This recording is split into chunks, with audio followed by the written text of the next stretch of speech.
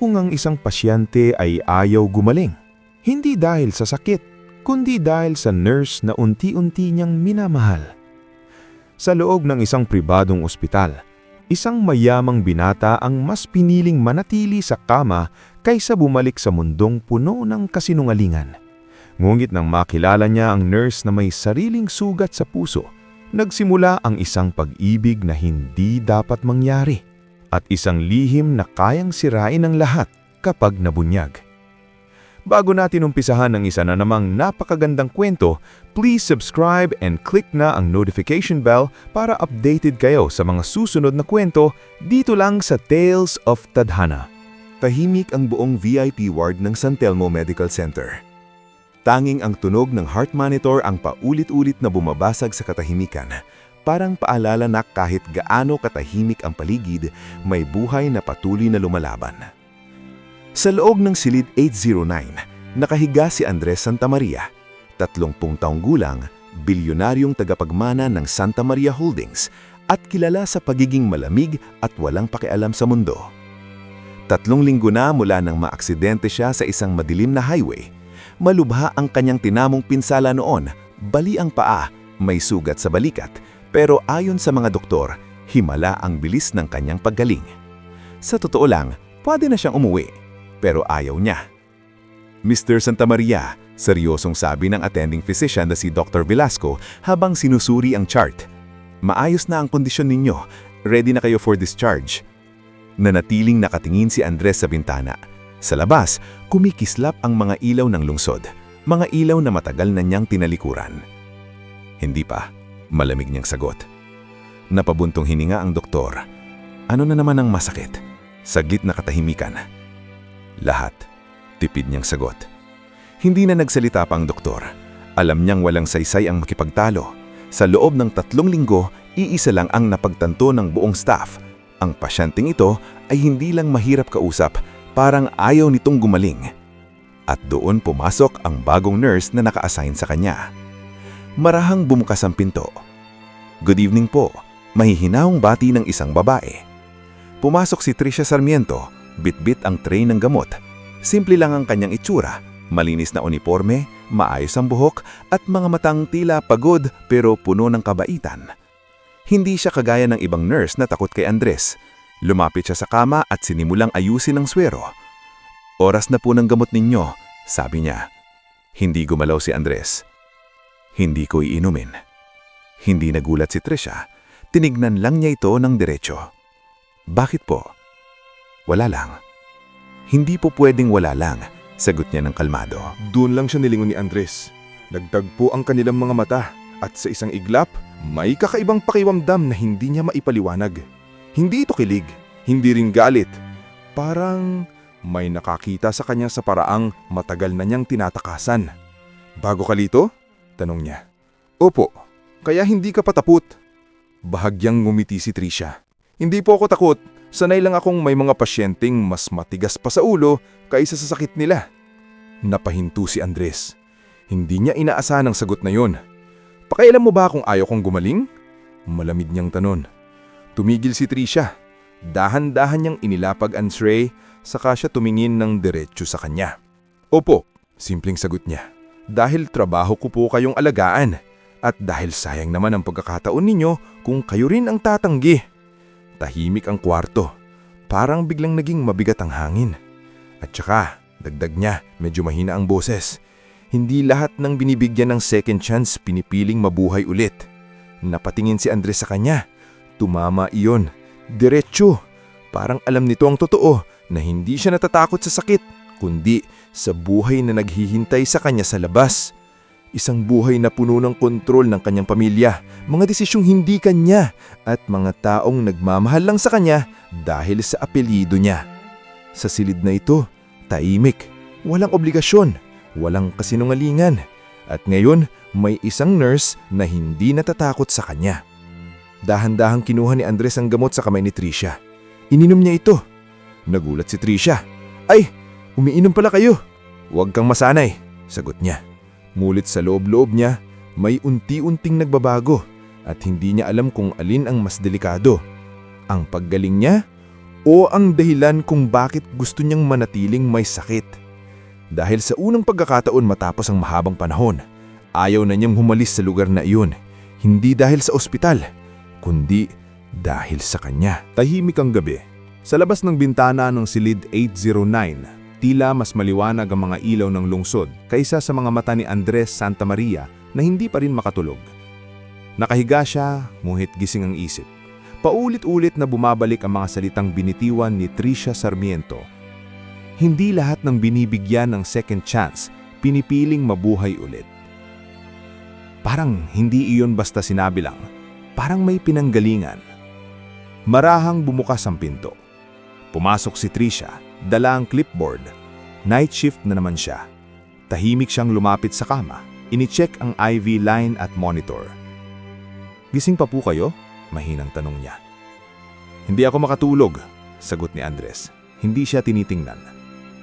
Tumango si Tricia. "Normal po yan, lalo na kung sanay kayong kontrolado ang lahat tapos biglang wala kayong magawa." Napakunot ang noo ni Andres. "Anong ibig mong sabihin?"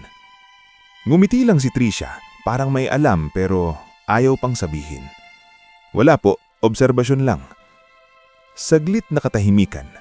Ngumit hindi na napigilan ni Andres ang sarili. "Kilalang kilala mo yata ako." Napahinto si Tricia. Doon lang siya napatingin ng diretso sa kanya. "Hindi po," sagot niya. "Pero kilala ko ang apelyido ninyo." Nanikip ang dibdib ni Andres. "Santamaria," mahinang ulit niya. Tumango si Tricia. "At bakit?" Malamig na tanong niya. Sandaling nag-alinlangan si Tricia, pero sa huli ay nagsalita rin. "Dati pong nagtrabaho ang nanay ko sa isa sa mga kumpanya ninyo."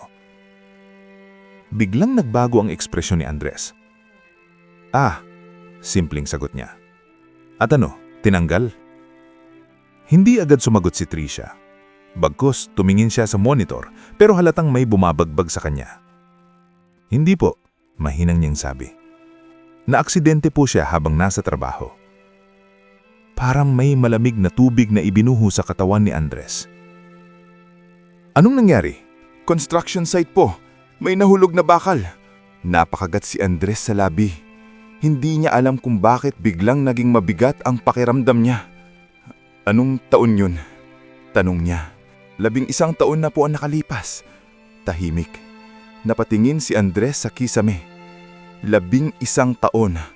Panahon iyon kung kailang hawak pa ng ama niya ang buong kumpanya at wala siyang kontrol sa kahit ano. "Buhay pa ba siya?" tanong niya. Mas mahina na ang boses. Umiling si Tricia. "Hindi na po." Parang may kung anong sumisikip sa dibdib ni Andres. Hindi niya alam kung bakit. Hindi siya ang may kasalanan. Hindi siya ang may hawak ng kumpanya noon. Pero "Bakit ka nandito?" tanong niya bigla. "Para magtrabaho," sagot ni Tricia. "Hindi ka ba galit?" Diretso niyang tanong. Doon na siya tumingin ulit sa kanya. Diretso, walang takot. "Dati po," sagot niya. "Pero napapagod na rin po akong magalit." Tahimik ulit ang kwarto. At saka, dagdag niya, "Hindi naman kayo may kasalanan." Hindi alam ni Andres kung bakit mas lalo siyang nasaktan sa sinabi nito. Dahil kahit hindi siya ang may kasalanan, parte pa rin siya ng mundong sumira sa buhay ng babaeng nasa harap niya ngayon.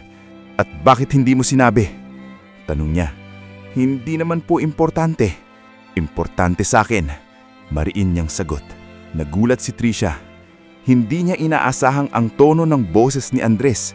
Hindi na ito malamig, kundi parang may halong emosyon na pilit itinatago. "Bakit?" tanong niya. Saglit na natahimik si Andres. Hindi niya rin alam ang sagot. Hanggang sa marahan niyang sinabi, "Dahil ikaw lang ang taong hindi natatakot sa akin." Napahinto si Tricia. Parang tumigil ang mundo sa pagitan nila. Sa unang pagkakataon, hindi na pasyente at nurse ang nakatayo sa kwarto, kundi 2 taong may sugat na hindi pa tuluyang naghihilom. Ngunit sa likod ng katahimikan, may isang lihim na nagsisimula ng mabuo. Dahil habang si Trisha ay unti-unting bumubukas ang puso, si Andres naman ay mas lalo pang nagdedesyon na itago ang katotohanan. Na kaya na niyang gumaling, pero pinipili niyang manatili dahil sa kanya. Maagang dumating si Trisha Sarmiento sa silid 809 kinabukasan. Bitbit niya ang tray ng almusal at ang chart ni Andres Santamaria. Ngunit kakaiba ang bigat ng kanyang pakiramdam. Magdamag niyang iniisip ang usapan nila kagabi, ang tungkol sa kanyang ina, sa kumpanya ng mga Santamaria, at sa paraang tumitingin sa kanya si Andres na parabang hindi lang siya basta nurse sa paningin nito. Pagpasok niya, nadatnan niyang gising na ang lalaki. Tahimik itong nakasandal sa kama, nakatingin sa malayo. Ngunit nang marinig ang pagbukas ng pinto, agad itong bumalik sa malamig na anyo. "Good morning po," bati ni Trisha. "Morning," tipid na sagot ni Andres. Lumapit siya para ilapag ang almusal. "Mukhang maayos naman po ang pakiramdam ninyo ngayon." "Hindi masyado." Napatingin si Trisha sa chart. "Talaga? Kagabi kasi maayos ang vitals ninyo. Baka pwede na nating dagdagan ng therapy." Biglang tumigas ang mukha ni Andres. "Hindi ko kaya." Napatigil si Trisha. Ilang araw na niyang napapansin iyon. Tuwing may therapist, biglang bumibigat ang pakiramdam ni Andres. Tuwing pag-uusapan ng rehab, parang may pader agad na tumataas sa paligid nito. "Mr. Santamaria," maingat niyang sabi, "kung hindi po ninyo susubukan, mas tatagal ang paggaling ninyo." Bahagyang natawa si Andres. "Hindi ba yun ang gusto ng ospital? Mas matagal ako rito, mas malaki ang bayad." Hindi natuwa si Trisha.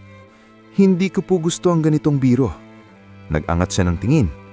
"At anong gusto mo?" Hindi agad nakasagot si Trisha. Sa totoo lang, hindi niya rin alam. Gusto niyang gumaling ang pasyente niya. Gusto niyang matapos na ang paglalaro nito sa sariling sakit. Pero sa hindi niya maipaliwanag na dahilan, may bahagi rin sa kanya na natatakot sa araw na tuluyang itong lalabas ng ospital. "Gusto ko pong maging tapat kayo." Mahina pero matatag niyang sagot. Saglit na tahimik si Andres. Pagkatapos ay iniwas nito ang tingin. "Tapat naman ako." Ngunit hindi naniniwala si Trisha.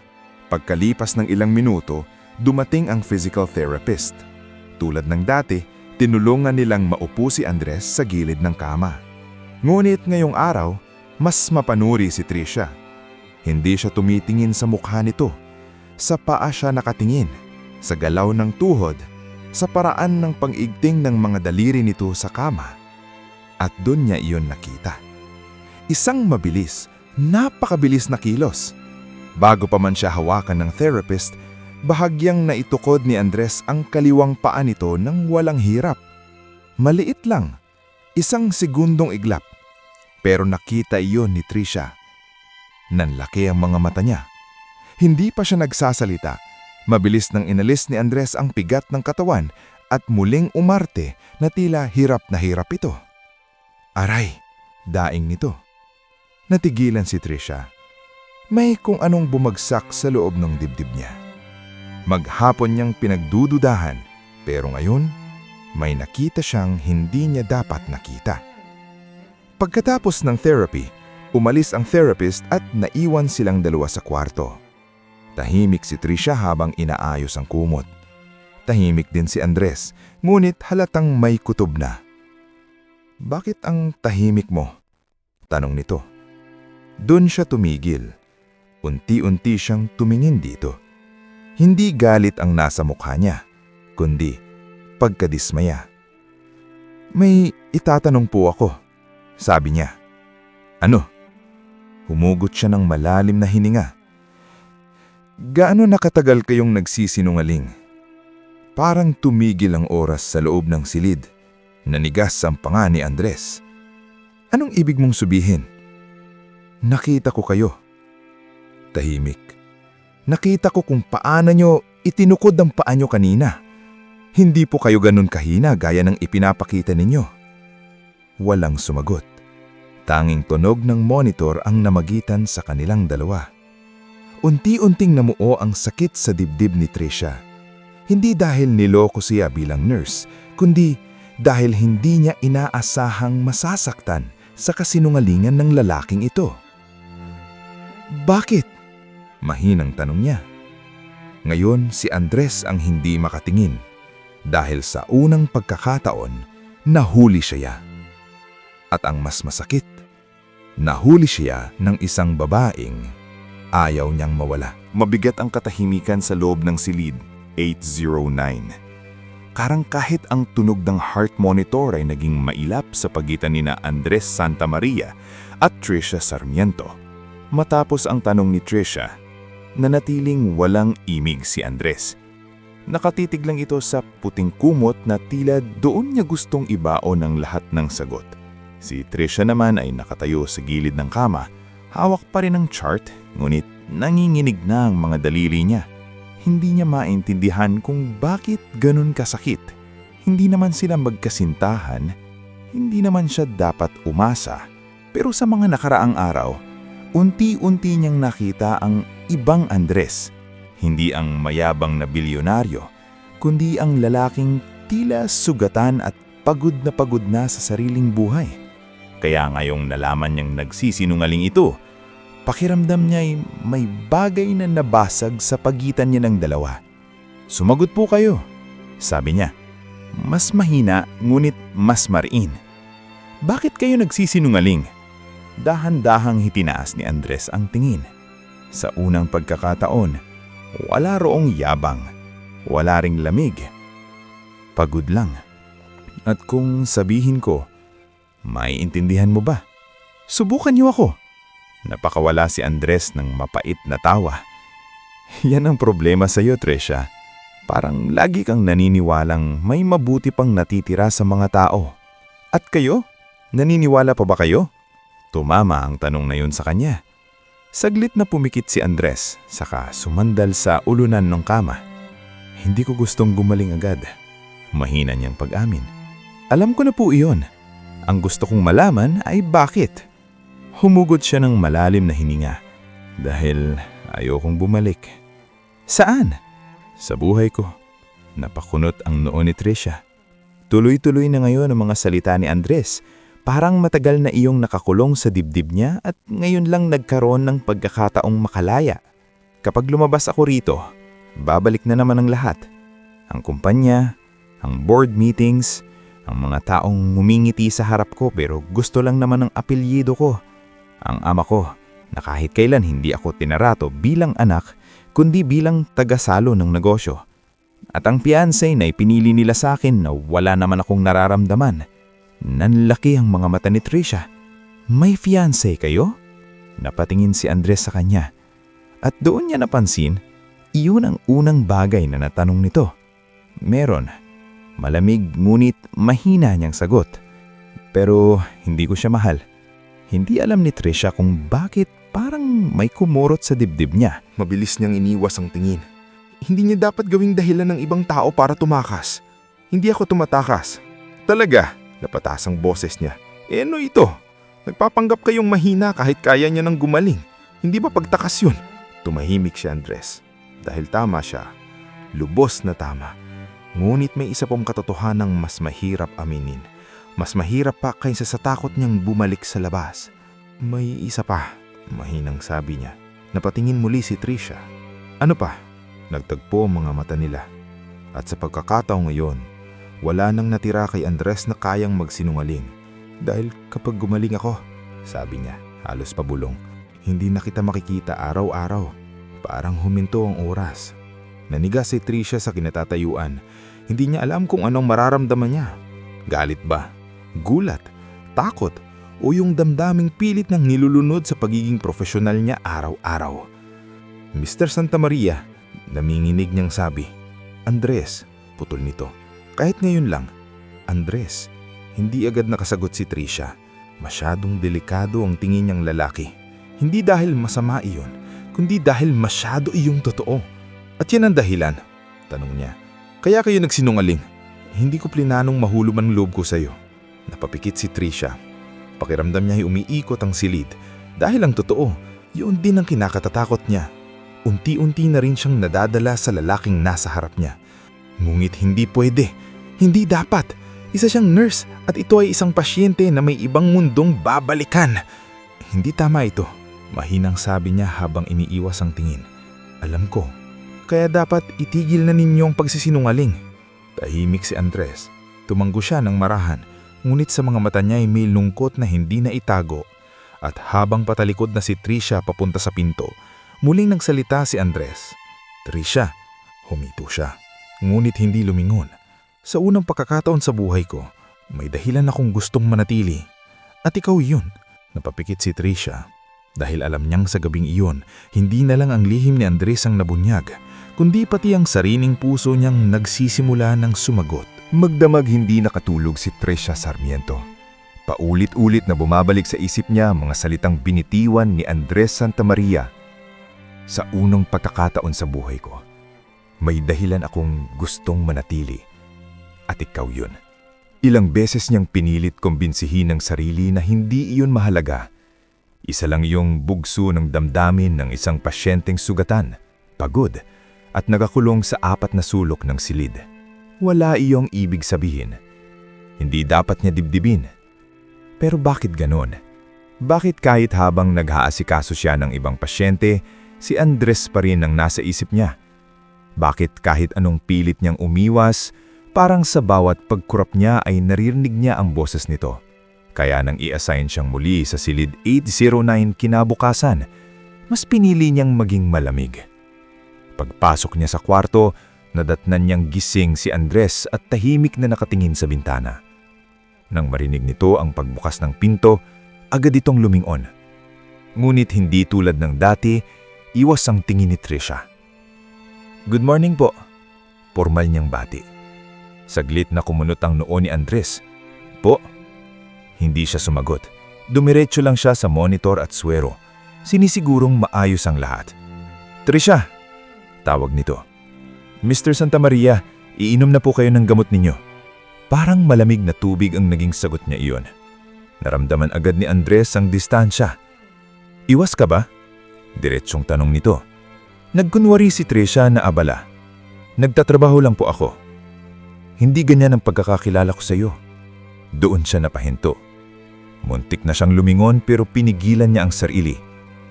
"Baka po hindi niyo talaga ako kilala." Mas lalang bumigat ang katahimikan.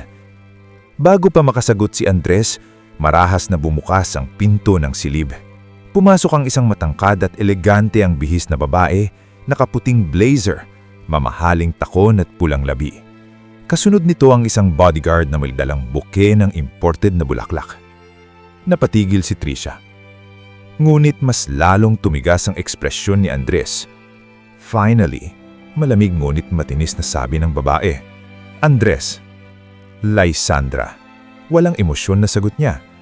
Parang may malamig na bagay na gumapang sa dibdib ni Trisha. Sienna marahil. Ang fiancé. Lumapit ang babae sa kama at inilapag ang bouquet sa side table na parang siya ang may-ari ng buong silid. Maganda ito. Makinis, elegante, at halatang sanay na nakukuha ang lahat ng gusto. "So this is where you've been hiding," sabi ni Lysandra Valmonte, saka mabilis na sinulyapan si Trisha mula ulo hanggang paa. "And who is she?" "Your nurse," sagot ni Andres bago pa man makapagsalita si Trisha. Ngumiti si Lysandra pero malamig ang ngiti nito. "I see." Biglang nakaramdam si Trisha ng kakaibang hiya. Hindi niya alam kung bakit tila siya ang nahuling gumagawa ng kasalanan. "Ako na po ang lalabas," mahinahon niyang sabi. "Hindi," mabilis na sabi ni Andres. Nagkatiginan silang tatlo. Bahagyang napatangas ang kilay ni Lysandra. "Excuse me?" Suminghap si Trisha. "Mr. Santamaria, may iba pa po akong pasyente." "Stay," mariing utos ni Andres. Parang biglang sumikip ang silid. Napatingin si Lysandra kay Trisha at ngayon ay may bakas na ng panunuya sa mga mata nito. "Oh, anito, dahan-dahan. So, yun pala ang dahilan kung bakit ayaw mo pang ma-discharge." Nang laki ang mga mata ni Trisha, "Ano pong ibig ninyong sabihin?" Hindi si Lysandra ang sumagot, kundi si Andres. "Tama na, Lysandra." Ngunit parang lalo lang natuwa ang babae sa reaksyon nilang dalawa. Lumapit ito ng kaunti, saka humalukip-kip. "Don't act innocent," sabi nito kay Trisha. "Engaged kami ni Andres for nearly 2 years. Buong pamilya namin ang nag-aabang ng kasal. Tapos malalaman kong ayaw niya palang gumaling dahil may dahilan siyang manatili rito. Parang pinagsakluban ng langit at lupa si Trisha. Hindi niya alam kung kanino siya titingin. Kay Lysandra, kay Andres, o sa sariling pusong unti-unti na palang nalulunod sa maling pagkakataon. Hindi niya namalayang napahigpit ang hawak niya sa chart. Pasensya na po. Wala po akong intensyong wala kang kasalanan.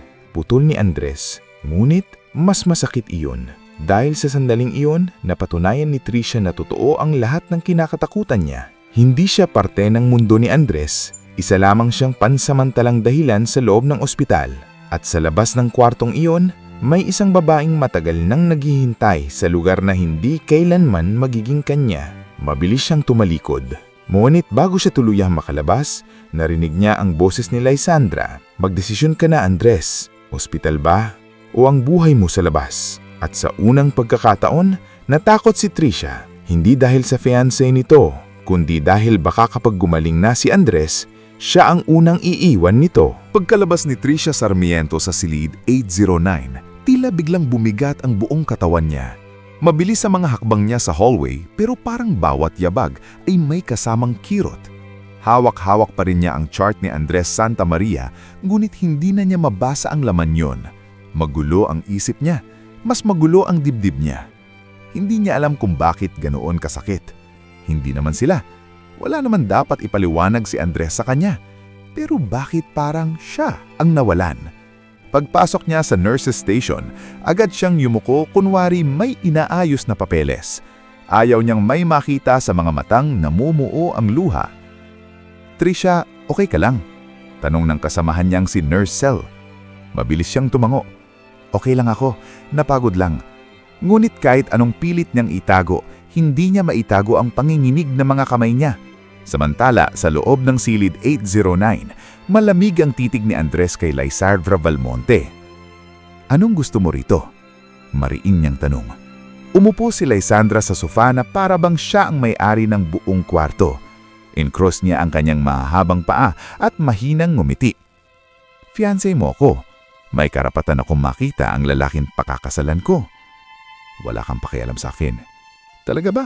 Tas kilay niyang sagot. Kung wala, bakit nandito ako? Napailing si Andres. Dahil gusto mo lang tiyakin na sumusunod pa rin ako sa plano ng mga pamilya natin. Hindi nawala ang ngiti ni Lysandra pero tumalim ang mga mata niya. Then prove me wrong. Tahimik si Andres. Wala talaga siyang maibigay na sagot dahil alam niyang tama si Lysandra. Ang engagement nilang dalawa ay hindi isinilang sa pag-ibig kundi sa kasunduan. Negosyo, pagsasanib ng dalawang makapangyarihang pamilya. At iyon mismo ang buhay na tinatakasan niya. Ayokong pag-usapan to ngayon, malamig niyang sabi. Pero kailangan. Tumayo si Lysandra at lumapit sa kama. Alam mo bang kilala ko ang nurse na yon? Nanigas si Andres. Anong alam mo kay Trisha? Ngumiti si Lysandra.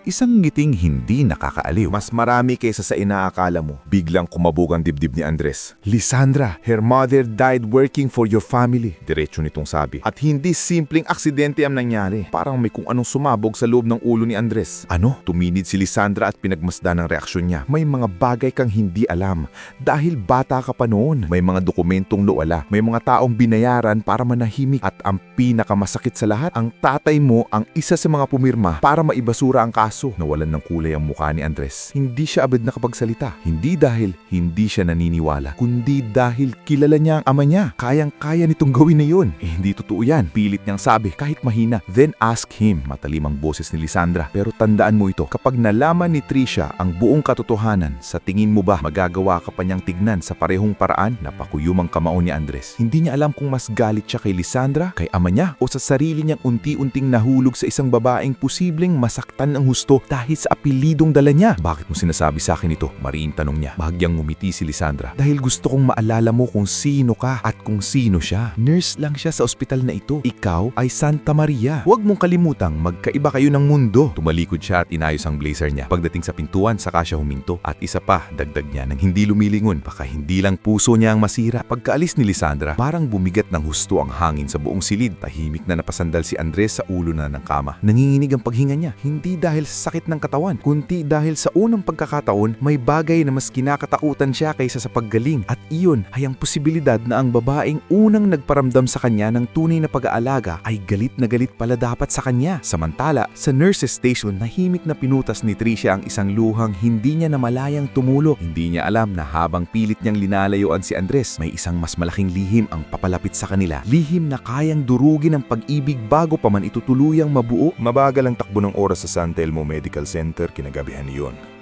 Tahimik ang hallway ng VIP ward, ngunit sa kabila ng katahimikan, tila may unos na nagkukubli sa bawat sulok. Sa nurse's station, pilit itinuon ni Tricia Sarmiento ang isip sa mga chart ng pasyente. Isa-isa niyang sinusulat ang gamot, vital signs at schedule ng susunod na rounds, ngunit kahit anong pilit niya, bumabalik pa rin ng isip niya kay Andres Santamaria.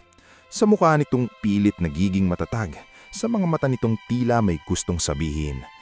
At sa katotohanang may babaeng naghihintay sa buhay na hindi naman para sa kanya. Huminga siya ng malalim. Kailangan na niyang tapusin iyon. Kailangan na niyang ilagay sa tamang lugar ang damdaming hindi dapat nabuo. Tricia, pwede bang ikaw na magdala nito sa 809? Tanong ni Norcel, iniaabot ang isang brown envelope. Resulta raw ng additional records request ng pasyente. Agad siyang natigilan. Sa 809? Tumanggo si Norcel. Oo, galing admin. Urgent daw. Wala siyang nagawa kundi tanggapin ang envelope. Habang naglalakad siya papunta sa silid ni Andres, pakiramdam niya'y bawat hakbang ay mas bumibigat. Pagdating niya sa tapat ng pinto, huminto muna siya. Nakahawak na ang kamay niya sa doorknob nang marinig niyang boses sa loob. Boses ni Andres. At sigurado ka ba? Malamig ngunit mabigat ang tono nito. Kasunod na yon ang isa pang boses. Hindi niya nakilala agad pero halatang lalaki at mas matanda. Hindi ko ilalabas ang records kung walang panghuntulot ng pamilya. Sagot ng lalaki. Alam mo naman kung gaano kalaki ang impluwensya ng ama mo. Biglang napakunot ang noon ni Tricia. Ama? Records? Hindi niya balak makinig, gulit may kung anong nagtulak sa kanyang manatili. Wala akong pakialam sa impluwensya niya, mariing sabi ni Andres. Sabihin mo lang kung totoo, may tinakpan ba silang kaso noon? Huminto ang paghinga ni Tricia. Parang may malamig na hangin na dumaan sa kanyang likod. Tungkol ba ito sa aksidente sa South Harbor site? Tanong ng lalaki. Parang biglang nanghina ang tuhod niya. South Harbor. Yun ang lugar kung saan namatay ang nanay niya. Tama, sagot ni Andres. May empleyadang namatay roon, si Mariel Sarmiento. Nalaglag halos sa kamay ni Tricia ang hawak niyang envelope, pangalan ng ina niya. Narinig niya ang mahinang buntong hininga ng lalaki sa loob. Hindi simpleng aksidente ang initial report, sabi nito. May negligence, substandard materials, sirang safety harness, may witness pa noon. Nanlaki ang mga mata ni Tricia. Pakiramdam niya ay nawalang ng hangin ng paligid. Pero, mariing tanong ni Andres. Pero, nawala ang witness statement, nabura ang ilang dokumento at ang final report, saglit na tumigil ang lalaki, binago. Napahawak si Tricia sa pader, nanginginig na ang buong katawan niya. Sino ang nag-utos? Halos pabulong na tanong ni Andres, ngunit malinaw pa ring narinig ni Tricia. Tahimik muna ang lalaki bago sumagot. Ang board noon, pero ang pirma sa approval memo galing sa opisina ng ama mo. Parang may malakas na puwersang dumurog sa dibdib ni Tricia. Bigla niyang naalala ang lahat. Ang mga gabing umiiyak ang ama niya noon sa sala. Ang paulit-ulit nitong sinasabing wala silang laban sa mayayaman. Ang pangakong balang araw, malalaman din nila ang totoo. At ngayong naririnig na niya iyon, pakiramdam niya, mas gugustuhin pa niyang hindi na lang. Sa loob ng silid, muling nagsalita si Andres. Hindi ito pwedeng malaman ni Tricia sa ganitong paraan. Ngunit huli na ang lahat dahil sa sandaling iyon, nabitawan ni Tricia ang brown envelope. Pak! Malakas ang tunog ng pagbagsak nito sa sahig. Agad bumukas ang pinto. Bumungad si Andres. Nanlaki ang mga mata nang makita siya. Tricia! Hindi niya hinayaang makalapit ito. Namumuo ang luha sa mga mata niya habang nakatitig siya rito na parang ibang tao na ang nasa harap niya. Kaya pala, nanginginig niyang sabi. Kaya pala parang may gusto kang ayusin. Trisha, makinig ka! Alam mo na pala! Kailan pa? Hindi agad nakasagot si Andres at iyon ang mas lalong sumira sa kanya. Dahil sa katahimikang iyon, nakuha na niya ang sagot. Matagal na. Matagal na palang may alam ito. Mabilis siyang umurong, pinipigilan ng luhang tuluyang pumatak. Lahat kayo pare-pareho, sabi niya, halos pabulong ngunit puno ng sakit. Kapag may pera, kayang itago ang kahit anong krimen. Hindi ako katulad nila, sigaw ni Andres. Ngunit huli na. Dahil sa unang pagkakataon simula nang nakilala niya ang nurse na nagdala ng liwanag sa madilim niyang mundo, nakita niya sa mga mata nito ang bagay na pinakakinatatakutan niya. Takot, galit, at pagkamuhi. Hindi agad nakaalis si Trisha Sarmiento. Pagkatapos ng narinig niya, parang nanigas ang mga paa niya sa malamig na sahig ng hallway. Nanginginig ang dibdib niya at bawat paghinga ay tila may kasamang sakit na matagal nang ibinaon sa alaala. Sa harap niya, nakatayo si Andres Santamaria. Pilit lumalapit, ngunit natatakot na baka lalo lamang siyang itulak palayo. Trisha, please, paos nitong sabi. Ngunit umatras siya. Hawak-hawak niya ang sarili niyang braso na parabang iyon lang ang pumipigil sa kanya para tuluyang mabasag. Don't! Nanginginig niyang sambit. Huwag mo akong lapitan. Huminto si Andres. Sa unang pagkakataon, wala itong maipakitang tapang. Wala ring kayabangang dala ng apelyido nito. Isa lamang itong lalaking mukhang handang lumuhod kung iyon ang tanging paraan para pakinggan siya. Hindi ko ito alam noon, sabi nito. Kagabi ko lang halos nabuo ang lahat, kaya ako naghahanap ng records. Pero may alam ka na, at hindi mo pa rin sinabi sa akin. Tumahimik si Andres dahil tama siya. May kutob na siya, may hinala na, at pinili niyang manahimik habang iniisip kung paano niya ito sasabihin nang hindi siya tuluyang kamumuhian ni Trisha. Ngunit sa katahimikang iyon, lalo lang tumalim ang sakit sa dibdib ng babae. Alam mo ba kung anong pakiramdam? Tanong ni Trisha. Unti-unting tumutulo ang luha sa mga mata niya. Lumaki akong nakikitang wasak ang tatay ko dahil wala kaming laban. Narinig ko kung paano niya isinusumpa ang mga taong mayayaman na kayang burahin ang katotohanan gamit ang pera. Tapos ngayong akala ko, naputol siya. Akala ko may isang Santa Maria na iba. Hindi na ituloy ni Trisha ang sasabihin dahil mas masakit amining umasa siya. Na umasa siyang si Andres ang unang taong may apelyidong Santa Maria na hindi niya kamumuhian. Hindi ako ang ama ko. Mariin ngunit basag ang boses ni Andres. Pero dala mo ang pangalan niya. Tumama itong diretso, hindi lang sa tenga ni Andres, kundi sa pusong matagal ng galit sa sariling apelyido. Oo, sagot niya. At araw-araw hong dala ang bigat noon. Pero hindi ibig sabihin na pareho kami. Humugot ng malalim na hininga si Trisha. Pilit pinapakalma ang sarili. Hindi siya pwedeng bumigay. Hindi siya pwedeng maniwala agad. Dahil sa tuwing nakikita niya si Andres, may bahagi ng puso niya ang gustong makinig at iyon mismo ang kinatatakot niya. Anong gusto mo? Tanong niya. Patawarin kita agad dahil umamin ka. Hindi, umiling si Andres. Gusto ko lang ng pagkakataong itama ang hindi ko kasalanan pero responsibilidad kong harapin. Napatingin si Trisha sa kanya. At doon niya nakita ang isang bagay na hindi niya inaasahan. Takot. Hindi takot na mawalan ng pera o kapangyarihan, kundi takot na siya ang mawala. Paano mo itatama? Tanong niya, mas mahina na ngayon. Dahan-dahang umakbang si Andres, ngulit tiniyak niyang hindi siya lalapit ng sobra. Ilalabas ko ang records, hahanapin ko ang witness, at kung kailangan kong kalabanin ang sarili kong pamilya para mapatunayan ng totoo, gagawin ko. Madali lang sabihin yan. Alam ko, kapag ginawa mo yan, mawawala sa iyo ang lahat.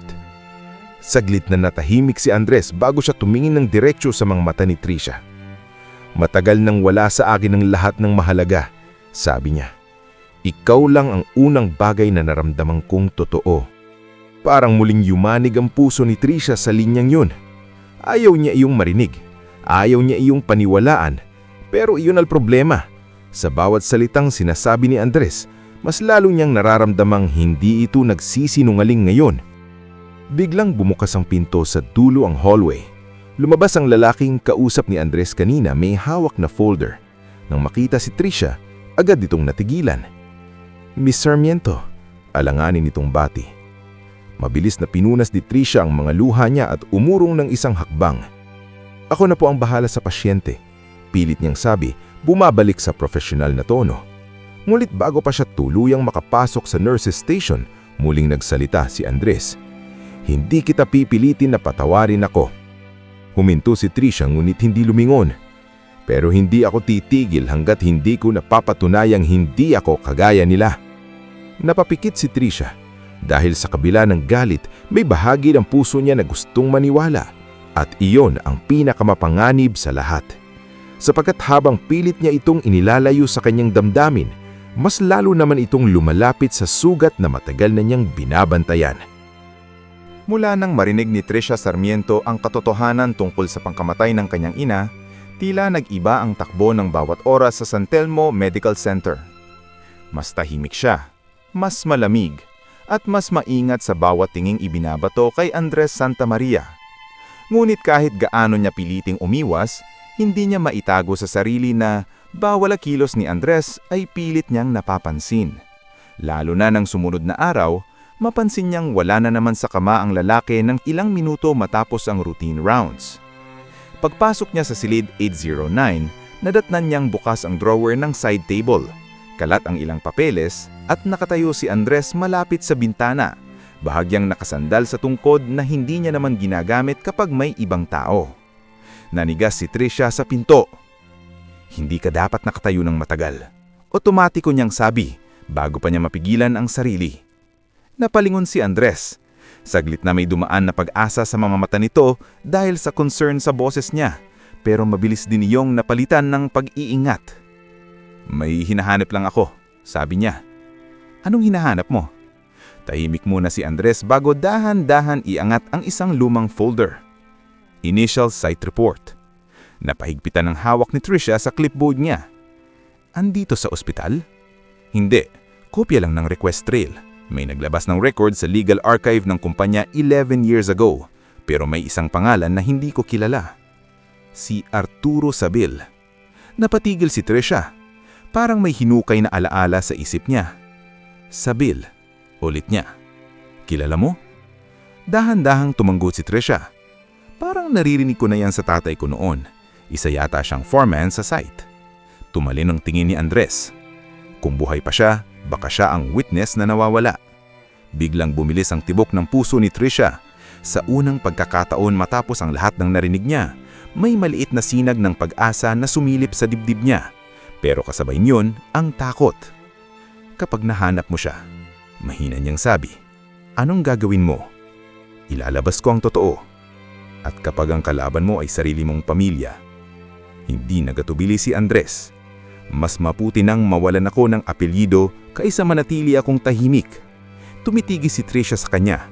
Napakahirap paniwalaan ng mga salitang yun, lalo na galing sa isang Santa Maria.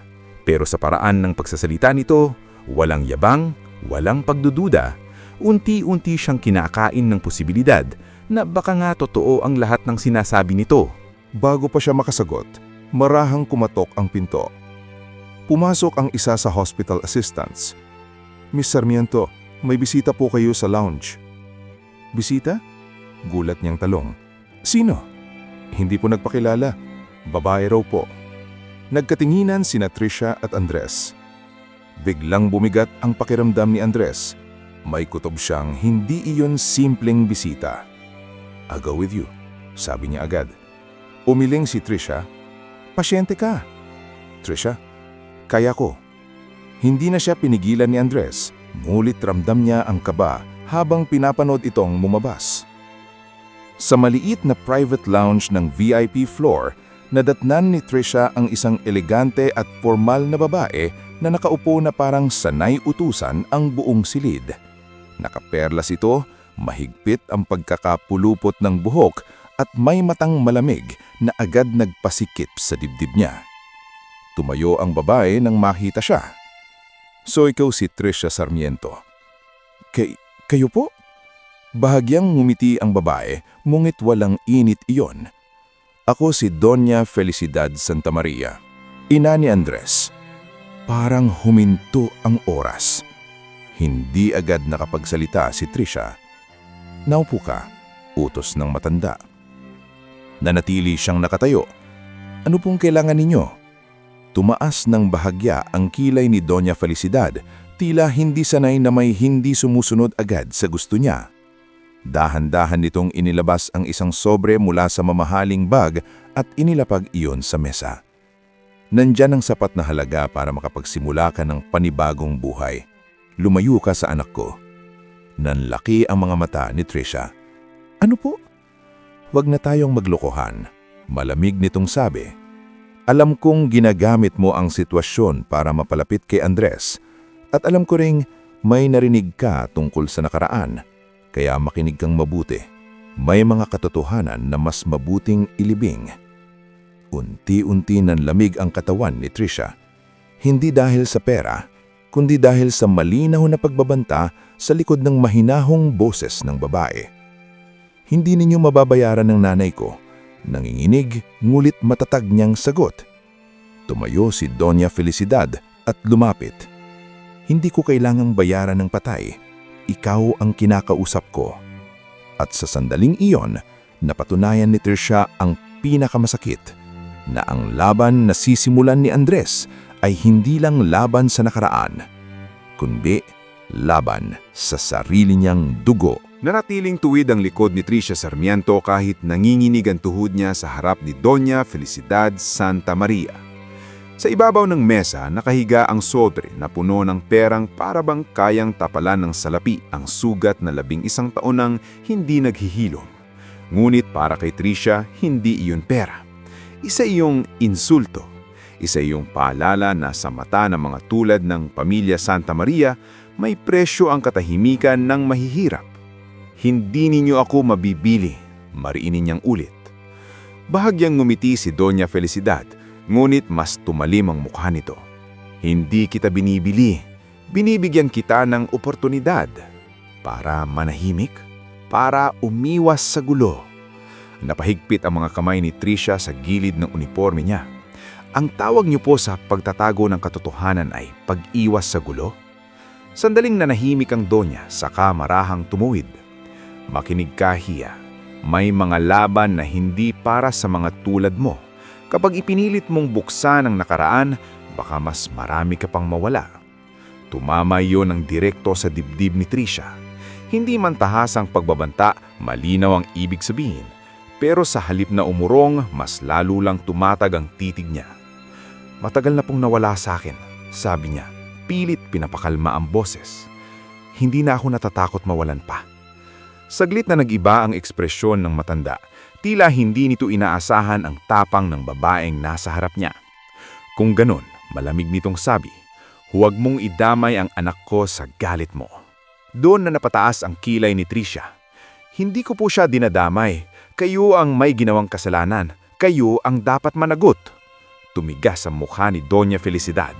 Kinuha nito ang sobre sa mesa at ibinalik sa bag. Masyado kang matapang para sa isang nurse. At kayo po masyado kayong kampante para sa isang taong may itinatago. Bago pa makasagot ang matanda, bumukas ng malakas ang pinto ng lounge. Pumasok si Andres Santa Maria, nakasuot ng hospital gown ngunit nakatayo ng walang wheelchair. Galit ang mga mata nito at sa unang pagkakataon hindi na ito mukhang pasyenteng sugatan, kundi lalaking handang makipaglaban. Anong ginagawa mo rito, Mama? Malamig nitong tanong. Nagulat si Trisha, hindi niya inaasahang susunod ito. Samantalang si Doña Felicidad ay bahagyang natahimik, ngunit mabilis ding nabawi ang pagiging kalmado. Nandito ako para ayusin ang gulong ginawa mo. Sa pamamagitan ng pananakot kay Trisha, Napatingin si Trisha kay Andres. Malinaw na malinaw ang galit nito. Hindi iyong arteng galit ng isang spoiled na mayaman, kundi galit ng anak na sawang-sawa na sa kontrol ng pamilya. Hindi ko siya tinatakot. Pinapaalalahanan ko lang ang hangganan niya. Wala kang karapatang lapitan siya. Meron, kung siya ang dahilan kung bakit nakakalimutan mong sino ka. Umalingaw-ngaw sa lounge ang mga salitang iyon. Saglit na tumahimik ang lahat. Huminga ng malalim si Andres at lumapit pa. Hindi ko nakakalimutan kung sino ako, mariini niyang sabi. Ang hindi ko matanggap ay kung sino kayo. Nanlaki ang mga mata ni Trisha. Maging si Doña Felicidad ay tila natigilan sa sinabi ng anak. Anong ibig mong sabihin? Matigas nitong tanong.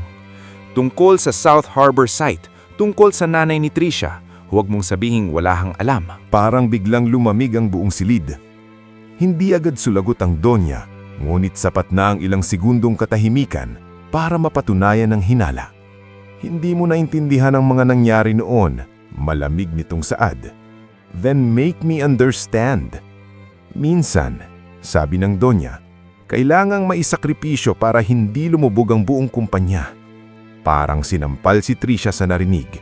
Ngunit mas matindi ang naging tama niyon kay Andres. Nanlaki ang mga mata nito. Isakripisyo, ulit niya.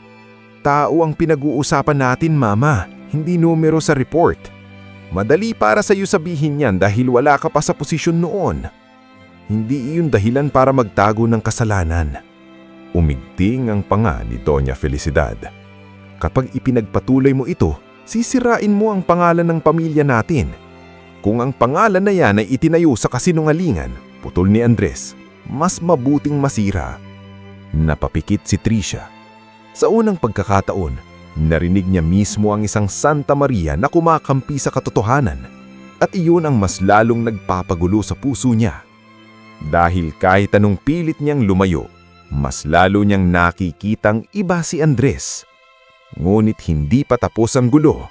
Dahil bago tuluyang umalis si Doña Felicidad, tumingin ito kay Trisha at saka sa anak.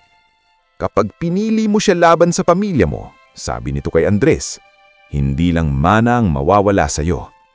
Pagkasabi niyon ay tumalikod ito at marahang lumabas mang lounge. Pagkasara ng pinto, sakalang napakawala ng mabigat na hininga si Trisha. Lumapit si Andres, ngunit maingat na parabang natutunang itong huwag siyang gulatin. Okay ka lang? Mahina nitong tanong. Hindi agad nakakasagot si Trisha. Dahil sa totoo lang, hindi niya alam. Ang alam lang niya, sa laban na ito, hindi na lang ang puso niyang nakataya. Pati na rin ang taong unti-unti niyang hindi na kayang itulak palayo. Pagkatapos ng komprontasyon sa lounge, tila mas lalong bumigat ang hangin sa pagitan ni Trisha Sarmiento at Andres Santamaria. Hindi dahil sa galit, kundi dahil sa katotohanang pareho na nilang alam na ang laban ay mas malaki kaysa sa akala nila. Habang pabalik sila sa silid 809, tahimik nang si Trisha. Si Andres naman ay naglalakad ng dahan-dahan sa tabi niya, bakas sa mukha ang pagod pero nananatiling matatag. Ilang ulit itong gustong magsalita, ngunit parang wala itong mahanap na salitang kayang magpagaan sa bigat ng gabing iyon. Pagdating sa loob ng silid, sakalang nagsalita si Trisha. Hindi mo na dapat ginawa yon. Napalingon si Andres. Alin? Ang kumprontahin ng mama mo ng ganon dahil sa akin. Bahagyang umiling si Andres. Hindi dahil sa iyo lang, matagal ko nang gustong gawin yon, ngayon lang ako nagkaroon ng dahilan para hindi na umatras. Napayuko si Trisha. Masakit man aminin, unti-unti nang naaabot ng mga salitang iyon ang pusong pilit niyang binabakuran. Pero mas delikado na ngayon, mahina niyang sabi, hindi sila titigil. Hindi rin ako.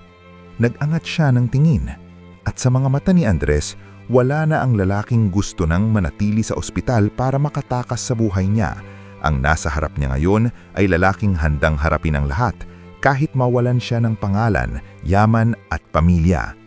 Bago pa makasagot si Trisha, may kumatok sa pinto. Pumasok ang lalaking kausap ni Andres noong gabing narinig ni Trisha ang usapan. Matangkad ito, nakasalamin at may bitbit na makapal na brown envelope. Attorney Sison? Bati ni Andres. Napatingin si Trisha. Abogado mo? Tanong niya. Tumanggo si Andres. Hindi ng pamilya, akin. Lumapit si Attorney Rafael Season at inilapag ang envelope sa lamesa. Mabigat ang mukha nito, parang may dalang balitang hindi basta-basta. May nahanap ako. Seryoso nitong sabi. Parang sabay na napahigpit ang dibdib ni na Andres at Trisha. Ano yon? Tanong ni Andres. Dahan-dahang inilabas ng abogado ang isang lumang litrato at ilang photocopy documents. Natuntun ko si Arturo Sabil. Nanlaki ang mga mata ni Trisha. Ang foreman? Tumanggo si Attorney Season. Oo, buhay pa siya. Nakatila sa isang maliit na bayan sa Quezon. Matagal siyang nagtago matapos ang aksidente. Bakit siya nagtago? Tanong ni Trisha, halos pabulong. Sandaling tumahimik ang abogado bago sumagot. Dahil tinakot siya. Parang muling bumigat ang buong silid. Sinong nananakot? Malamig na tanong ni Andres kahit halatang alam na niya ang posibleng sagot. Mga tauhan ng kumpanya noon, sagot ng abogado. May record ako ng isang lumang affidavit draft na hindi naisumite. Nakasaad doon na may depektibo ang safety harness sa site at ilang beses itong nai-report bago nangyari ang aksidente. Pero walang aksyon. Parang unti-unting nawalan ng lakas si Trisha. Umupo siya sa silya sa tabi ng kama habang ang mga mata niya ay nakatutok sa mga papel na tila kayang buhayin muli ang sakit ng nakaraan. May pirma ba? Tanong niya. Tumanggo ang abogado. May initial approval mula sa site management at may internal memo na inakyat sa executive office. Napatitig si Andres sa dokumento. Naninginig ang panga niya. Sa opisina ng ama ko, mahina niyang sabi. Walang sumagot. Dahil lahat sila alam ang ibig sabihin niyon.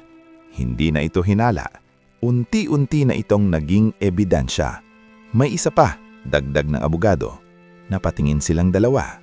Inamin ni Arturo Sabil na hindi aksidente ang pagkawala ng original witness statement. May lalaking ipinadala mula sa main office para kunin ang lahat ng kopya. At ayon sa kanya, huminto ito sandali. Personal na inutusan ng isa sa mga Santa Maria ang pagtatakip. Parang tumigil ang mundo. Sino? Tanong ni Andres mariin. Ngulit bago pa makasagot ang abogado, nag-vibrate ang phone nito. Sinilip niya ang screen at biglang nag-iba ang ekspresyon niya. What is it? Tanong ni Andres. Dahan-dahang ibinaba ni Ate Season ng cellphone. Si Arturo, sabi niya. Hindi na daw siya makikipagkita bukas. Nanlamig si Trisha. Bakit? Tumingin ang abogado sa kanilang dalawa. Baka sa mukha ang tinding pag-aalala. May pumunta raw sa bahay niya ngayong gabi. Biglang tumayo si Andres. Sino? Hindi niya kilala, sabi ng abogado. Pero sinabi daw raw sa kanya na kung magbubukas pa siya ng bibig tungkol sa nangyari noon, hindi lang siya ang mawawala. Nanlaki ang mga mata ni Trisha. Anong ibig sabihin noon? Nanginginig niyang tanong. Tahimik ang abogado sa loob ng ilang segundo. Pagkatapos ay dahan-dahan siyang tumingin kay Trisha. Ikaw ang binanggit. Parang may nagyelong kamay na humawak sa puso niya. Biglang sumikip ang paghinga niya. Dahil sa unang pagkakataon, hindi na lang alaala ng kanyang ina ang nakataya, kundi ang sarili niyang buhay. At habang papalalim ang katahimikan sa silid, marahang humakbang si Andres palapit sa kanya. Proteksyon ang nasa mga mata nito. Galit, takot, at isang pag-ibig na hindi na kayang itago. Hindi ko hahayaang may mangyari sa iyo, mariin niyang sabi.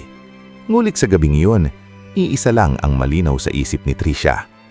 Habang mas lumalapit sila sa katotohanan, mas lumalapit din sila sa panganib. Hindi na naging normal ang gabi para kina Trisha Sarmiento at Andres Santamaria matapos ang balitang dala ni Attorney Rafael Season. Pagkaalis ng abogado, tila mas lumamig ang hangin sa loob ng silid 809. Maging ang ilaw ng VIP room ay parang naging maputla at ang bawat tunog mula sa hallway ay tila may kasamang banta. Tahimik na nakaupo si Trisha sa gilid ng sofa, hawak ang sariling mga hamay para pigilan ang panginginig. Hindi niya akalaing aabot sa puntong siya mismo ang babanggitin sa pananakot. Noon, ang laban na ito ay para sa hustisya ng kanyang ina. Ngulit ngayon, malinaw na hindi na lang nakaraan ang gustong ibaon ng mga Santa Maria, pati ang sinumang maglakas loob maghukay nito. Trisha, maingat na tawag ni Andres. Hindi agad siya tumingin. Ayokong madamay ka pa, mahina niyang sabi. Napahigpit ang panga ni Andres. Hindi mo kasalanan to. Pero ako ang dahilan kung bakit mo ito hinuhukay. Mabilis na umiling si Andres. Hindi. Ang dahilan ay dahil tama ito. Dapat itong gawin. Sa wakas ay napatingin siya rito. Baka sa mukha ni Andres ang pagod, ngalit mas nangingibabaw ang determinasyon. Hindi na ito ang lalaking ayaw gumaling para makatakas sa mundo. Isa na itong lalaking handang masaktan, mawalan at lumaban. Kapag may nangyari sa'yo, mahinang sabi ni Trisha, hindi ko kakayanin. Natigilan si Andres. Ang simpleng linyang iyon ay mas mabigat pa sa anumang sigaw. Dahan-dahan siyang lumapit at naupo sa harap niya. Makinig ka sa akin, sabi niya, halos pabulong. Simula ngayon, hindi ka na mag-isa. Hindi kita hahayaan. Nayuyuko si Trisha. Gusto niyang maging matatag. Gusto niyang ipaalala sa sarili na delikado ang lahat ng ito. Ngunit sa gabing iyon, sa unang pagkakataon, gusto lang niyang may sandaling sandalan. At si Andres ang nasa harap niya. Bakit mo ginagawa to? Maaari mo namang isyuan na lang lahat. Dahil pag iniwan kita, mas lalo kung hindi mapapatawad ang sarili ko. Tahimik ang silid. At sa katahimikang iyon, unti-unting lumuwag ang higpit ng balikat ni Trisha. Hindi pa man lubos ang tiwala, may bahagi ng puso niya ang kusang kumakapit sa lalaking ito. Dahil sa kabila ng lahat, nararamdaman niyang totoo siya rito. Bandang 12:00 ng hating gabi, nagpumilit si Trisha na bumalik muna sa nurse's station para ayusin ang endorsement notes. Ayaw sana siyang payagan ni Andres, pero nagpumilit siya. Hindi ako pwedeng mawala ng matagal. Sabi niya, maghihinala sila. Napabuntong hininga si Andres. 5 minutes, tapos babalik agad. Bahagyang numiti si Trisha. Parang ikaw pa ang nurse? Kung pwede lang. Sa gitna ng takot, bahagyang gumaan ang pakiramdam niya. Ngunit hindi nagtagal yun. Pagbalik ni Trisha sa hallway ng VIP ward, napansin niyang kakaibang tahimik ang palapag. Wala si Nurse Cel sa station. Wala ring guard sa dulo ng hallway. Bigla siyang kinabahan. Mabilis ang mga hakbang niya pabalik sa silid 809. Ngunit bago pa siya makarating, nakita niyang bahagyang nakabukas ang pinto, nanlamig ang buong katawan niya. Mr. Santa Maria? Mahina ngulit nagmamadali niyang tawag. Walang sagot. Mabilis niyang itinulak ang pinto at bumungad sa kanya ang isang lalaking nakaitim, nakatalikod sa kanya, tila may kung anong hinahalungkat sa side table ni Andres. Hoy! Sigaw ni Trisha. Mabilis na lumingon ang lalaki. Sa isang iglap, nakita ni Trisha ang malamig na mga mata nito bago ito sumugod palabas ng pinto. Ngulit bago pa ito tuluyang makatakas, narinig niya ang malakas na kalabog sa kabilang bahagi ng kwarto. Nakatayo si Andres. Wala ang tungkod. Wala ang pag-aarte ng pagiging mahina. Galit na galit ang mukha nito habang hinabol ng tingin ng tumatakas na lalaki. Trisha! Sigaw niya. Ngunit huli na. Bago pa makalapit si Andres, nabangga ng lalaking nakaitim si Trisha sa balikat, napasigaw siya at napaatras, muntik ng matumba. Mabilis siyang sinalo ni Andres bago pa siya bumagsak sa sahig. Mabigat ang paghinga nilang dalawa. Okay ka lang? Tarantang tanong ni Andres. Tumanggo si Trisha, ngumit nanginginig. May hinahanap siya. Mabilis na nilingon ni Andres ang bukas na drawer. Wala na roon ang kopya ng documents na iniwan ni Attorney Season. Nanlaki lumang mga mata niya. Tengetom. Napahawak si Trisha sa braso niya. Andres. Doon lang niya napansing mariin ang hawak ng lalaki sa baiwang niya, parang ayaw na ayaw siyang pakawalan. At sa mga mata nito, hindi na simpleng pag-aalala ang naroon. Takot iyon. Tunay na takot.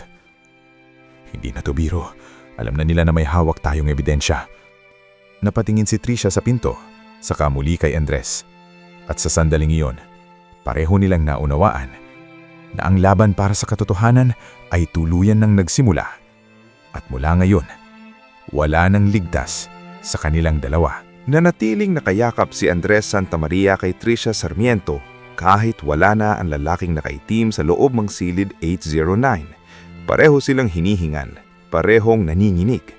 Ngunit magkaiba ang dahilan. Si Trisha ay dahil sa takot. Si Andres ay dahil sa galit at sa matinding pangambang muntik na niyang mawala ang babaeng hindi niya na kayang itanggi sa sarili. Trisha, mahina ngunit paos niyang sabi habang mahigpit pa rin ang hawak sa bewang nito. Nasaktan ka ba? Bahagyang napailing si Trisha kahit halata sa mukha niyang hindi pa rin siya makabawi. Hindi, okay lang ako.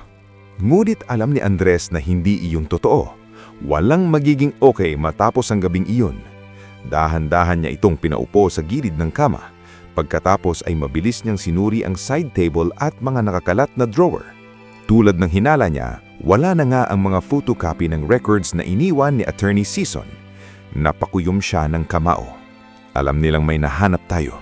Malamig niyang sabi. Tahimik si Trisha pero bakas sa mukha nito ang pangamba. Paano kung bumalik siya? Hindi ko nahahayaan.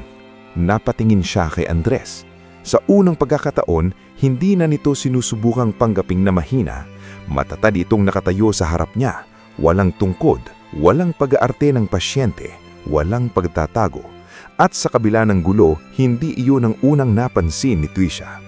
Ang unang napansin niya ay kung gaano kalaki ang takot sa mga mata nito. Takot para sa kanya. Hindi na ito ligtas. Mahinang sabi ni Trisha. Dapat siguro, tumigil na tayo. Parang may humigpit sa dibdib ni Andres. Tigil. Ulit niya. Napayuko si Trisha.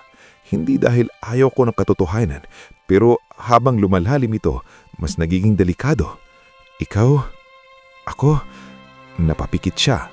Ayokong may mangyari sa atin. Doon lumapit si Andres at lumuhod sa harap niya.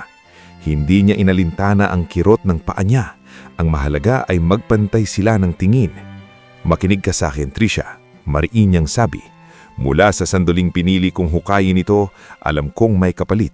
Pero hindi ko inaasahan na ikaw ang ilalagay nila sa panganib. Kaya hindi kita naiiwan. Nanlaki ng bahagya ang mga mata ni Trisha. Hindi mo pwedeng bantayan ako lagi. Pwede. Hindi ka na pasyente, Andres. Hindi ka pwedeng manatili rito habang buhay. Tumama iyon ng diretsyo. Tahimik si Andres sa loob ng ilang segundo. Pagkatapos ay dahan-dahan siyang tumayo. Tama ka, sabi niya. Hindi na ako pwedeng manatili rito. Napatingin si Trisha kay Andres at doon niya napansin may kakaiba sa boses nito. Parang may desisyon ng matagal nang kinakatakutan pero ngayon ay handa na nitong harapin. Anong ibig mong sabihin? Humugot ng malalim na hininga si Andres saka tumingin ng diretsyo sa kanya. Ilalabas ko na ang lahat. Anong lahat? Sandaling tahimik si Andres para bang hinahanda ang sarili sa isang pag-aaming hindi na niya pwedeng bawiin. Hindi lang dokumento ang hinahanap nila. Mahina niyang sabi. May mas mabigat pa akong hawak. Nanigas si Trisha. Ano iyon? Lumakad si Andres patungo sa maliit na cabinet sa ilalim ng TV. Binuksan niya ang pinakasulok na drawer at may inilabas na manipis na black envelope. Mula rito, kinuha niya ang isang lumang audio recorder. Maliit, metal, at halatang matagal nang nakatago. Napatayo si Trisha. Ano yan? Tumingin si Andres sa recorder na parang mabigat ang kasaysayang nakakabit dito. 2 linggo bago ako maaksidente, sabi niya. Narinig ko ang pag-uusap ng nanay ko at ng isa sa mga matatandang legal advisor ng pamilya. Hindi nila alam na nasa study room ako. Na-record ko ang huling parte ng usapan. Parang tumigil ang paghinga ni Trisha. Tungkol saan? Nagtagpo ang mga mata nila. Tungkol sa nanay mo. Namlamig ang buong katawan ni Trisha. Anong meron doon? Mahigpit na napalunok si Andres bago sumagot. Hindi lang nila tinakpan na aksidente. Halos pabulong na ang boses niya. May nagsabi roon na kaya namatay ang nanay mo dahil may nag-utos na huwag ihinto ang operasyon ng site kahit alam nilang sirado na ang safety system.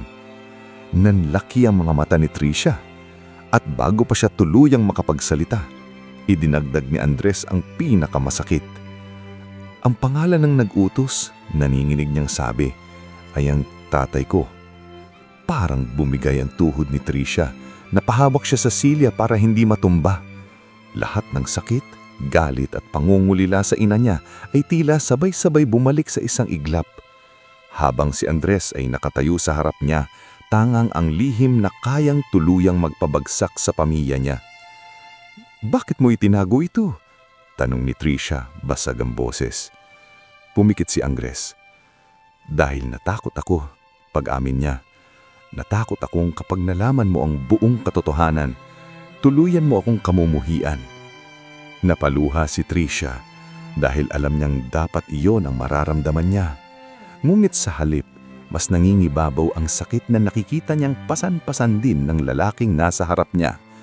At sa gabing iyon, nauunawaan niyang ang pinakamabigat palang lihim ni Andres ay hindi lang tungkol sa pamilya nito, kundi tungkol sa sarili nitong pusong handang masira para iligtas siya. Parang huminto ang buong mundo sa loob ng silid 809.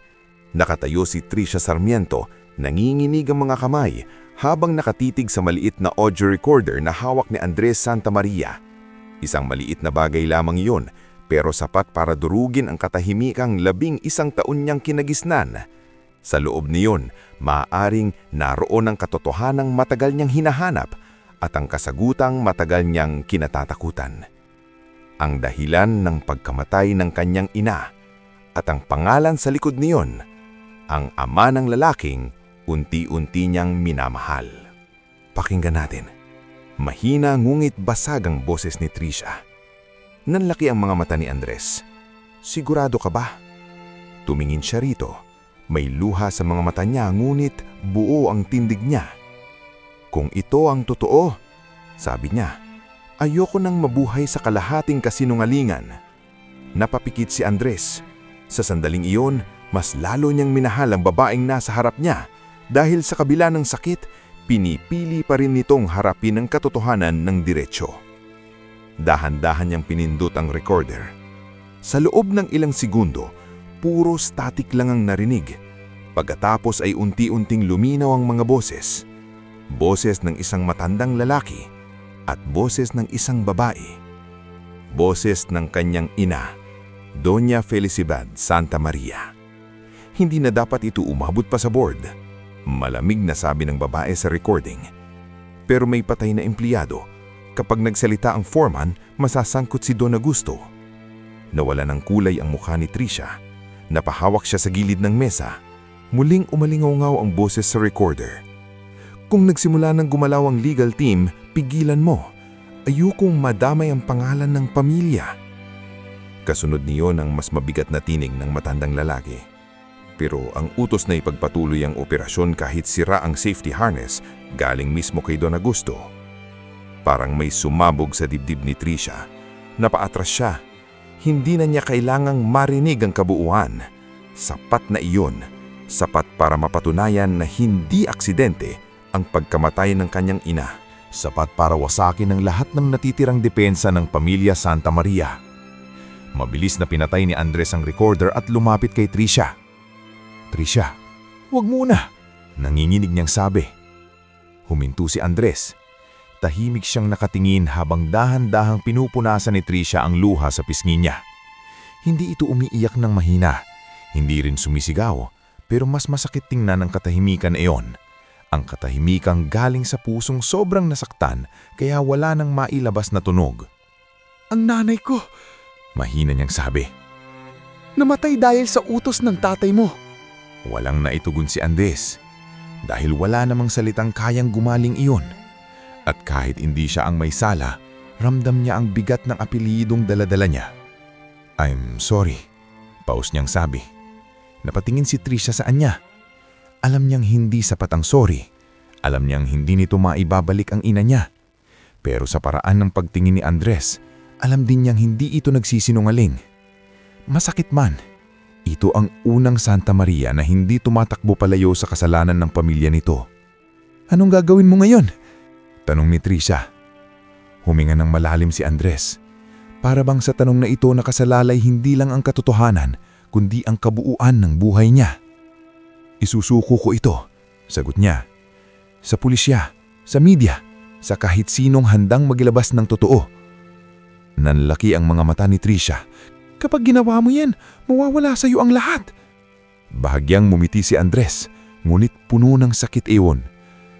"Matagal ko nang alam na darating sa puntong kailangan kong mamili." Saan? Nagtagpo ang mga mata nila. Sa pagitan ng dugo ko at ng konsensya ko. Napatitig si Trisha sa kanya. Sa unang pagkakataon, nakita niyang tuluyan nang nagpasisya si Andres. Wala nang takas, wala nang pagtatago, wala nang akteng bilang pasyenteng ayaw gumaling. Ang lalaking nasa harap niya ngayon ay handa nang tumayo sa sarili niyang paa, hindi lang literal, kundi bilang isang taong pipili ng tama kahit kapalit ang mundong kinalakan niya. Biglang kumatok ang pinto. Pareho silang napalamon. Pumasok si Attorney Rafael Sison, halatang nagmamadali. "Andres, we need to move now," sabi nito. "May kumakalat ng utos mula sa pamilya mo na iba-transfer ka sa ibang facility tonight." Namutla si Andres. "What?" "Tinatanggal ka nila sa kontrol mo rito at posibleng kunin din nilang anumang ebidensyang hawak mo." Nanlamig si Trisha. Ibig sabihin, alam na ng pamilya nito at wala na silang maraming oras. Mabilis na humakbang si Andres. Kinuhang recorder at inilagay sa loob ng jacket ni Attorney Sison. "Dalhin mo to sa safe contact natin sa press at gumawa ka na rin ng kopya sa pulisya." "Got it," sagot ng abogado. Pagkatapos ay lumingon si Andres kay Trisha. Sa gitna ng takot at pagmamadali, nanatili ang tingin niyang puno ng pangamba para sa babae. "Kapag nagsimula na to, baka hindi ko na kaya maprotektahan sa paraang gusto ko." Lumapit si Trisha. At sa unang pagkakataon matapos ang lahat ng galit at sakit, marahan niyang hinawakan ng kamay ni Andres. "Hindi mo kailangang protektahan ako mag-isa." Napatitig si Andres sa kamay nilang magkadikit. Dahil sa simpleng hawak na iyon, parang may panibagong lakas na bumuo sa loob niya. Magkasama silang harap, magkasama silang lalaban. Kahit ang kalaban ay ang pamilyang minsang bumuo sa pagkatao nito. At sa gabing iyon, tuluyan nang natapos ang takot. Dahil sa wakas, pinili na nila ang katotohanan. Kahit kapalit pa nito ang lahat. Maagang nagising ang buong siyudad sa ingay ng balita. Sa telebisyon ng Nurses Lounge, sunod-sunod ang flash report tungkol sa kumakalat na audio recording, sa pagbubukas muli ng kaso sa South Harbor site at sa pangalan ng pamilyang minsang itinuring na hindi matinag, ang Santa Maria. Sa loob ng San Telmo Medical Center, hindi na simpleng pasyente si Andres Santa Maria. Isa na siyang lalaking kumalaban sa sarili niyang dugo. At si Trisha Sarmiento, ang nurse na minsang pilit nilayuan ang damdamin niya, ay nakatayo ngayon sa tabi ng bintana ng silid 809. Tahimik na pinagmamasdan ang lalaking nakaupo sa kama, hindi na bilang mahinang pasyente, kundi bilang taong handa ng harapin ang buhay sa labas. Hindi naging madali ang mga sumunod na oras. Matapos mailabas ang ebidensya, agad na kinuha ng mga otoridad ang pahayag ni Andres. Nabalitaan din nilang iniimbestigahan na sina Don Augusto Santa Maria at Doña Felicidad kaugnay ng pagtatakip sa aksidenteng ikinamatay ng ina ni Trisha. Ang engagement niya kay Lysandra Valmonte ay tuluyan ng binawi ng kabilang pamilya upang iligtas ang sarili nilang pangalan. Sa loob lamang ng isang gabi, parang nawala kay Andres ang lahat ng ipinanganak na meron siya. Yaman, apelyido, pamilya, impluwensya. Ngunit sa kabila noon, kakaiba ang katahimikan sa mukha niya. Parang sa unang pagkakataon, malaya siya. "Sigurado ka bang okay ka lang?" Mahinang tanong ni Trisha habang papalapit sa kanya. Nag-angat ng tingin si Andres at bahagyang ngumiti. "Ikaw ang nurse. Ikaw ang dapat sumagot niyan." Napailing si Trisha pero may munting nitiring sumilay sa labi niya. Matagal matapos ang mga luha, galit at takot, ngayon lang sila muling nakangiti ng walang halong pag-iingat. "Hindi biro ang pinagdaanan mo," sabi ni Trisha. "Isinuko mo ang lahat." Tahimik na tumingin si Andres sa mga kamay niya. Pagkatapos ay maraan siyang napuntong hininga. "Hindi lahat. May natira pa." "Ano?" Nagtagpo ang mga mata nila. "Ikaw." Parang muling bumilis ang tibok ng puso ni Trisha. Sa dami ng nangyari, akala niya matatakpan na ng sakit ang anumang damdaming nabuo sa pagitan nila. Ngulit sa mga sandaling iyon, napagtanto niyang may mga pag-ibig palang mas lalong tumitibay kapag dumaan sa apoy. Lumapit siya sa kama. "Hindi pa rin madali ang lahat, Andres," mahinang sabi niya. "Hindi mawawala agad ang sakit. Hindi rin mabubura agad ang galit ko sa nangyari sa mama ko. Tumango si Andres. Wala siyang pagtatanggol. Wala ring pagmamakaawang pilit. Alam ko, sagot niya. At hindi ko hihilingin kalimutan mo yun. Pero, lumunok siya. Saka marahang ngumiti. Gusto kong subukan. Parang tumigil ang mundo. Nanlaki ng bahagya ang mga mata ni Andres. Anong ibig mong sabihin? Huminga ng malalim si Tricia. Ibig kong sabihin, gusto kong subukan maniwala na may isang Santa Maria na kayang pumili ng tama. Gusto kong subukan tanggapin na hindi mo kasalanan ang ginawa ng pamilya mo at namuo ang luha sa mga mata niya. Gusto kong subukan mahalin ang lalaking hindi natakot masira para lang ilaban ng katotohanan. Basag ang paghinga ni Andres. Dahan-dahan siyang tumayo mula sa kama. Walang tungkod. Walang pag-aalinlangan. Walang pagtatago. Naglakad siya palapit kay Tricia sa sarili niyang lakas, ang mismong bagay na matagal niyang iniiwasan. At sa bawat hakbang, para bang tuluyan niyang iniiwan ang lumang bersyon ng sarili niyang takot gumaling dahil ayaw niyang bumalik sa mundong kinamumuhian niya. Ngayon, pinili niyang gumaling. Hindi para bumalik sa lumang buhay, kundi para bumuo ng bago. Sa harap ni Tricia, marahan niyang hinawakan ang mga kamay nito. Sa'yo lang ako naging totoo. Bulong niya. Ikaw ang dahilan kung bakit gusto ko nang mabuhay ulit. Hindi sa ospital, kundi sa buhay na may dangal. Tuluyan ang pumatak ang luha ni Tricia. Ngunit sa pagkakataon ito, hindi na yun luha ng sakit lamang, kundi ng paghilom. Marahan siyang lumapit at niyakap si Andres. Mahigpit, tahimik, tunay, at sa gitna ng isang kwentong nagsimula sa kasinungalingan, sa sugat at sa pag-iwas sa paggaling, doon nabuo ang isang pag-ibig na hindi isinilang sa perpektong mundo, kundi sa katotohanang piniling ipaglaban. Sa labas ng bintana, unti-unti nang sumisilip ang umaga. Bagong araw, bagong simula, at sa wakas, si Andres Santamaria, ang pasyenteng ayaw gumaling dahil sa nurse, ay tuluyan ng gumaling. Hindi lang ang katawan, kundi pati ang pusong matagal na ring sugatan. Wakas. Aral ng kwento. Ang tunay na pag-ibig ay hindi yung pinipili ka lang sa maginhawang panahon. Ito yung handang humarap sa katotohanan, magsakripisyo at itama ang mali kahit kapalit pa nito ang lahat. Dahil minsan, ang totoong paggaling ay hindi nangyayari sa katawan, kundi sa pusong natutong magmahal ng tapat.